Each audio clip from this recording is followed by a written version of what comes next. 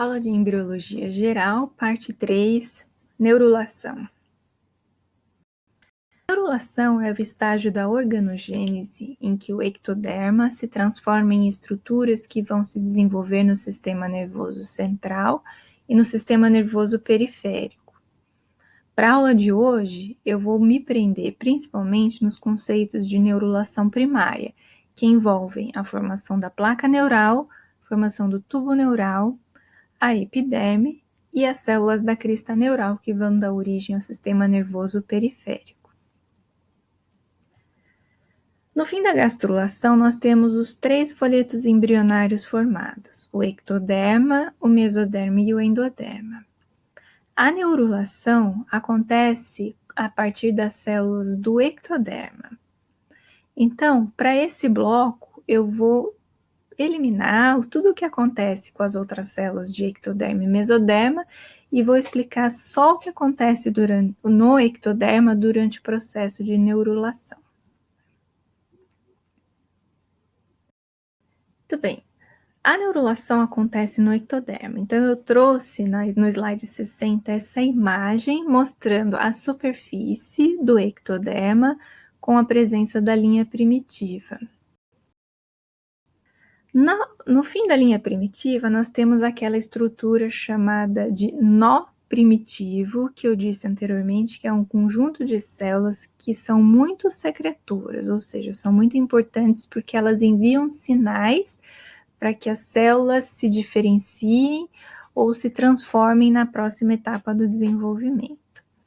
Então, o nó primitivo, com essas células sinalizadoras, secretam sinais específicos e esses sinais vão se difundir principalmente na região central do ectoderma, na região central do ectoderma.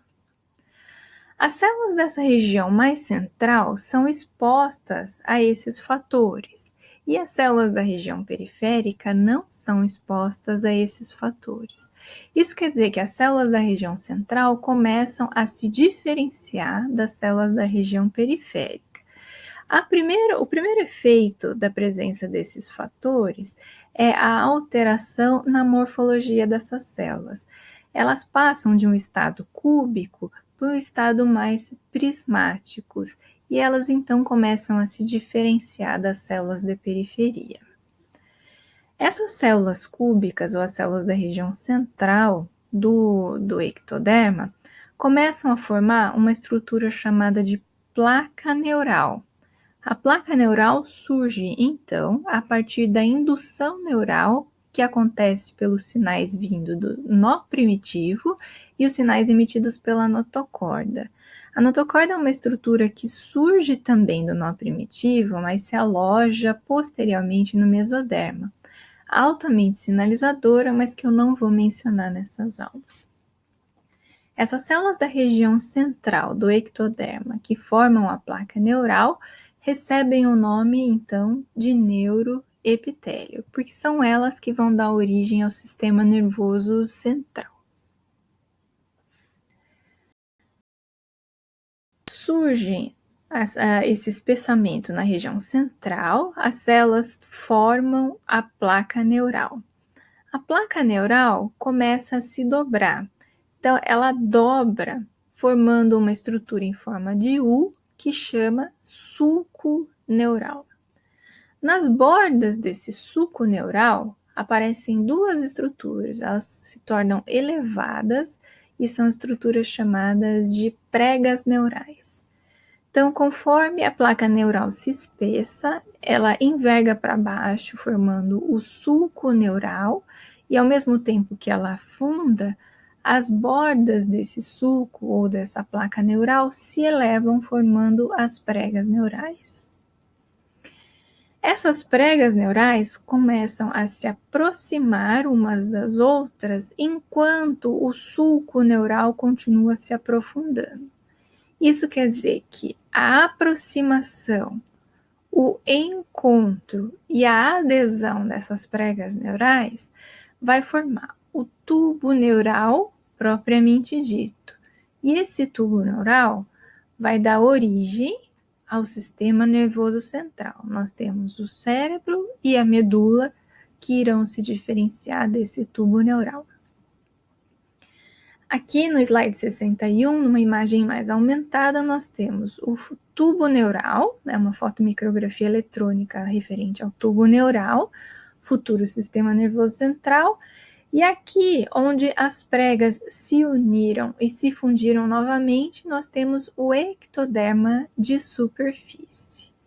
Nesse bloco eu vou falar só sobre o sistema nervoso central, mas nós temos esse sistema nervoso crescendo dentro do mesoderma, que é o tópico do último bloco. As células do ectoderma, que são localizadas entre a placa neural e o ectoderma, que não vai se transformar em sistema nervoso, aqui no slide 62, representado por essas margens em verde, vão se desprender e migrar para dentro do embrião, recebendo o nome de crista neural. Então, vendo o vídeo, conforme a placa neural invagina e as pregas neurais se encontram, as células que ficam no meio do caminho se desprendem e formam o tubo, as células da crista neural. Então, revendo os conceitos, nós temos o ectoderma, cuja região central forma um espessamento, se transformando em placa neural. Essa placa neural é formada por células que se transformaram de cúbicas para cilíndricas e pseudoestratificadas. Essa placa neural, então, afunda e formam duas estruturas. As regiões periféricas da placa neural vão se elevar, formando pregas, e a região central começa a formar uma estrutura em forma de U, chamado de sulco neural. A fotomicrografia indica, então, as pregas neurais, o sulco neural, e eles começam a se aproximar. As pregas se movem em direção central e a união das pregas vai formar o tubo neural. Isso vai induzir o desprendimento das células da crista neural e elas vão migrar para a região central. Então, temos o tubo neural, aqui a união das pregas e futuramente isso vai se tornar novamente uma camada única que é chamada de ectoderma não neural ou ectoderma superficial. Aqui no slide 64 eu mostro que a formação da placa neural delimita a localização da futura cabeça. Então, na imagem da esquerda tem o embrião de galinha marcado aqui, onde a placa neural se forma, vai ser a futura cabeça. E aqui no esquema da direita mostra lentamente a formação da placa neural e onde vai se formar o tubo neural e as pregas neurais. No fim, o tubo neural vai dar origem ao cérebro e à medula. A região não neural, que se une novamente, vai dar origem ao ectoderma de superfície. E as células que ficam no meio do caminho e que formam a crista neural vão formar neurônios periféricos do sistema nervoso periférico, células pigmentadas e a cartilagem facial. Então, nós temos que a formação do tubo neural ela é gradual, ela não acontece tudo de uma vez só. Então, ela segue um sentido céfalo-caudal. Fecha-se como se fosse um zíper e acontece de forma gradual, da região cefálica até a região caudal.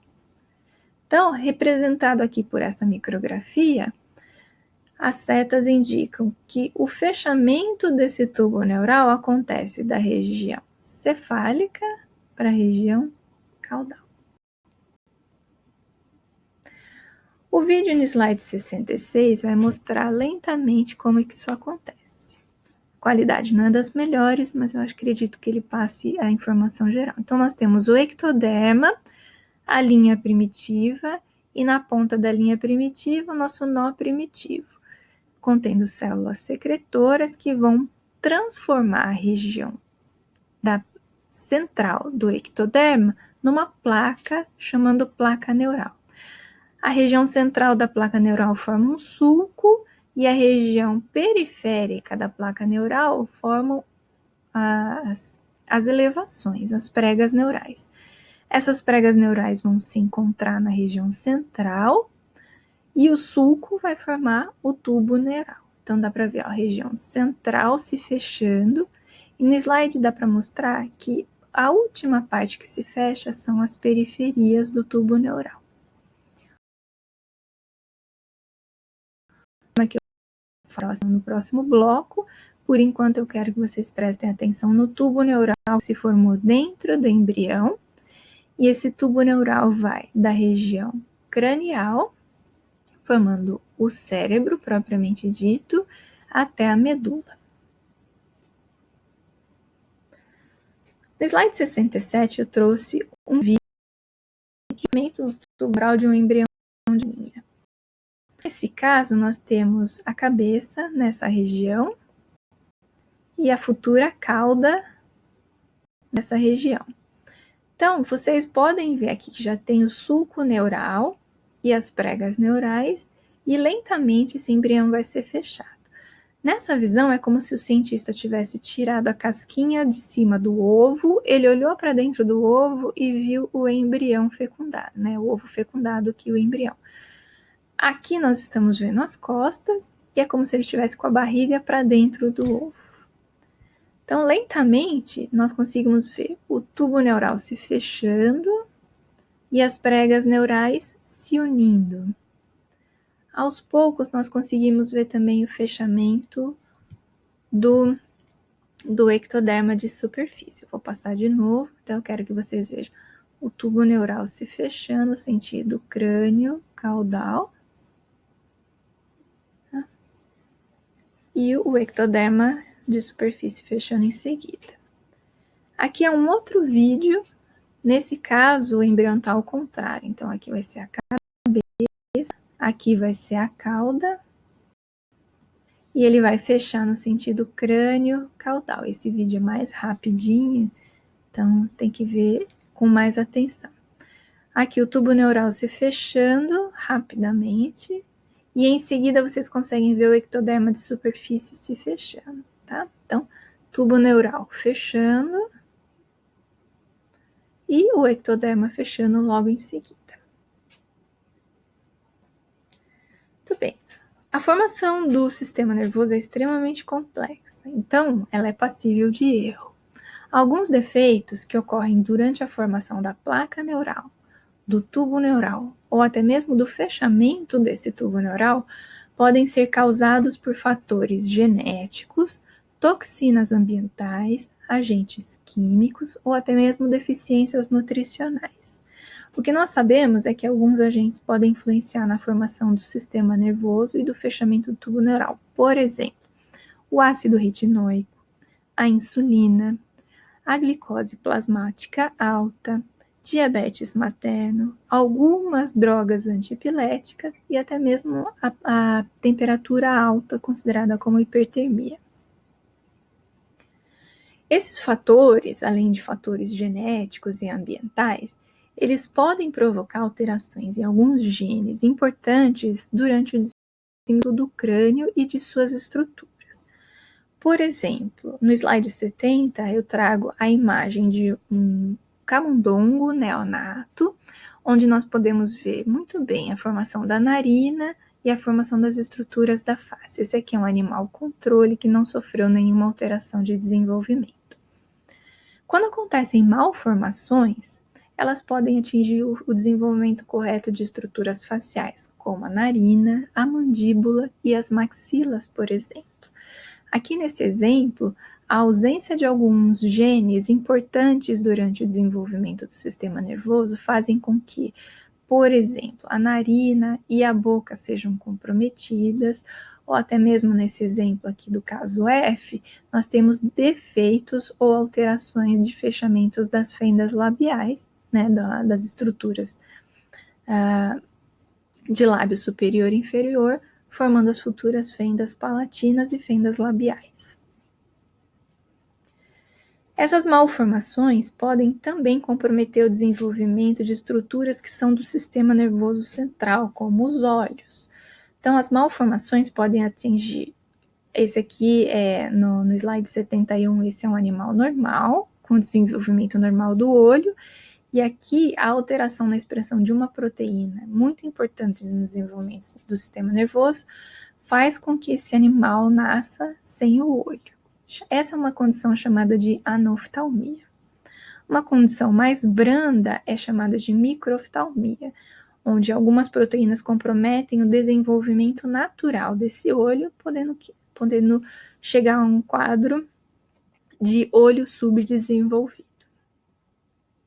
Algumas alterações mais graves que acontecem nos genes indutores do crânio podem causar formações severas e até mesmo incompatíveis com a vida. Por exemplo, o gene DKK1 é um gene expresso logo no princípio da determinação da cabeça. Mutantes para esse gene nascem sem a cabeça por completo. E essa mutação, essa alteração, ela não é compatível com a vida. Existem alguns defeitos de fechamento de tubo neural que são muito comuns.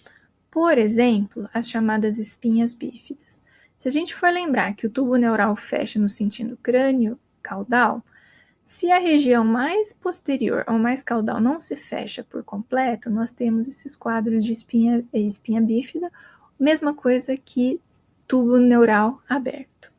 Nós temos a espinha bífida aberta, onde não acontece o fechamento nem do tubo neural, nem do epitélio de superfície, o ectoderma de superfície, ou nós temos o caso de espinha bífidas ocultas, onde o tubo neural continua aberto, mas o epitélio de superfície se fecha normalmente. Quando esse defeito de fechamento de tubo neural acontece na região cranial, nós podemos ter defeitos muito graves, comprometendo o desenvolvimento do crânio. Esses são os casos de anencefalia. Quando o tubo neural não se fecha, ele fica exposto aos fatores de degeneração e ele acaba degenerando, não formando o cérebro propriamente dito. Essa condição não é compatível com a vida. A anencefalia é um caso grave. O mais comum são os casos de microcefalia, onde esse cérebro não se desenvolve por completo, ele se desenvolve de forma parcial. Casos de microcefalia foram observados durante a contaminação pelo vírus Zika. As mães grávidas contaminadas pelo Zika tinham fetos nascidos com o cérebro diminuído. Nesse caso de microcefalia por Zika vírus, esse não é uma consequência de malformação ou fechamento do tubo neural, mas a consequência dele é que o vírus atinge principalmente as células do tubo neural e faz com que essas células se diferenciem antes do tempo. Então, elas viram neurônio muito rapidamente e o tubo neural não consegue crescer na extensão apropriada de um cérebro normal. Casos de hidrocefalia, que são, por exemplo, quando o tubo neural não se fecha corretamente e tem extravasamento de líquido, e esse líquido fica aprisionado entre o cérebro e a calota craniana, fazendo com que a calota aumente de tamanho. A hidrocefalia pode acontecer por causa de extravasamento de líquido, tanto nos seres humanos quanto no reino animal. Nós conseguimos encontrar animais com hidrocefalia. Em alguns casos não severos, ela é compatível com a vida. O cérebro surge de um tubo, mas ele não permanece como um tubo para o resto da vida, principalmente na região cranial. O desenvolvimento do cérebro acontece através de pressão ventricular, mais a proliferação das células, mais os dobramentos do tubo. Isso tudo vai contribuir para a forma final do sistema nervoso central, que é bem mais complexo do que o tubo inicial. Nesse slide tem um vídeo mostrando o desenvolvimento completo do sistema nervoso central. Então, nós temos desde a formação da placa neural, através da indução, a formação do sulco e das pregas neurais que se encontram para formar o tubo neural na região central. As regiões periféricas são as últimas a se fecharem. Porém, após o fechamento, nós temos um tubo que está alojado dentro do embrião e ele começa a se diferenciar. Nós temos a região mais cranial e a região da medula. Na região cranial, nós temos o prosencéfalo, que é responsável futuramente pelo comportamento, estímulos sensoriais e a memória desse embrião. Nós temos uma região mais intermediária, que é o mesencéfalo, que é uma região de comunicação. Nós temos uma região mais posterior do cérebro, que é chamada de rombencéfalo, responsável pelos processos fisiológicos básicos, como respiração e ritmo cardíaco, e a medula espinhal, que é responsável por captar e processar os movimentos, ou seja, da região pós-cranial. A região cefálica passa por processos de dobramentos. Enquanto ele cresce, a medula não sofre grandes alterações, ela aumenta e fica mais complexa, mas não passa pelos processos de dobramentos e expansão. A região do cérebro propriamente dita vai dar origem, então, após a sua diferenciação, vai dar origem às estruturas como os giros e os sulcos, que vocês verão mais em específico nas aulas de anatomia. Então, aqui mostrando o cérebro com os seus giros e os seus sulcos. Os giros e os sulcos. Enquanto acontece a neurulação, outros processos acontecem ao mesmo tempo, como a especialização do mesoderma e até mesmo os dobramentos do corpo. Eu separei porque são processos complexos, não dá para explicar tudo ao mesmo tempo, mas a próxima e última aula eu vou falar sobre as especializações do mesoderma e o fechamento do corpo do embrião.